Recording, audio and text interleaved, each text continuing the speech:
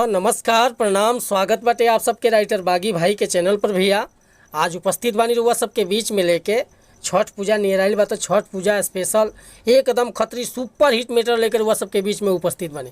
खासकर नया सिंगर लोग खतरा बहुत ज़बरदस्त मैटर निकले बानी भैया, एकदम नया मैटर हो, नया धुन कंपोज बा, एक नया म्यूजिक बनवा के बढ़िया ढंग से गायकी कर देता नी तो पक्का वायरल हुई गीत भैया, पक्का दिल से कहता नहीं।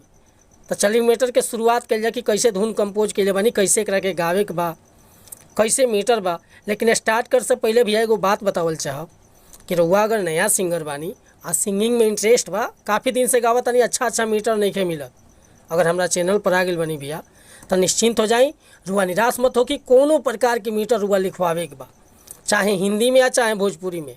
Orchestra song, sad song, love song, देवी गीत, चाहे श्याम भजन, राम भजन, चाहे पूर्वी, निर्गुण, खेमटा, डफरा, कोनो प्रकार के गीत लिखवावे के बा भैया, बेहिचक रुआ संपर्क कर सकीले।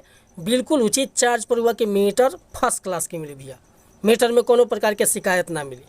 और चाहे रुआ नया म्यूजिक बनवावे के बा बढ़िया रिदम के साथ तो रुआ संपर्क कर सकीले। डिस्क्रिप्शन में हमारा नंबर बा, लास्ट में भी हम अपन कॉन्टैक्ट नंबर बता दें।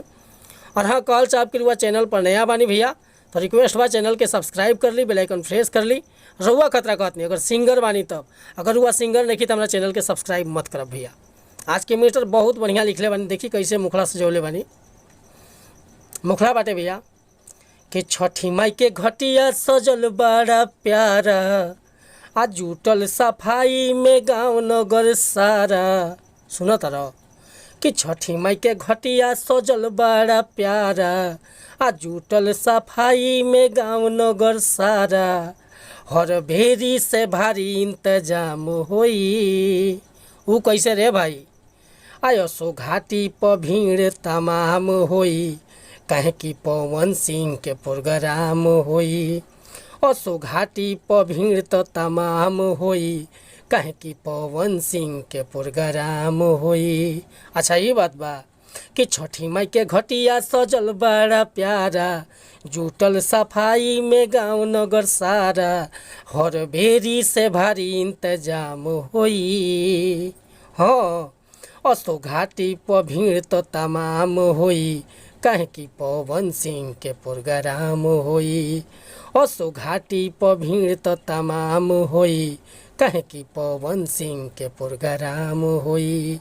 तो रुआ एक को उठा के गा सकत नहीं, हम तो राइटर ही, हमारे से उठबे ना करी उतना ऊंचा। रउआ बढ़िया से करा के गावत तनी नया म्यूजिक बनवा के, तो दिल से कहता नहीं भैया पक्का ब्लास्ट करी गाना। अगर ये मीटर पसंद बा, फुल गीत लिखवावे के चाहता नहीं तो बिल्कुल उचित चार्ज पर हुआ कहीं व्हाट्सअप के जरिए मिल जाई।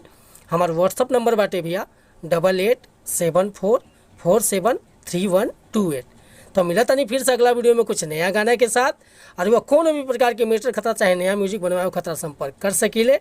धन्यवाद भैया, नमस्कार, प्रणाम, जय हिंद, जय भारत।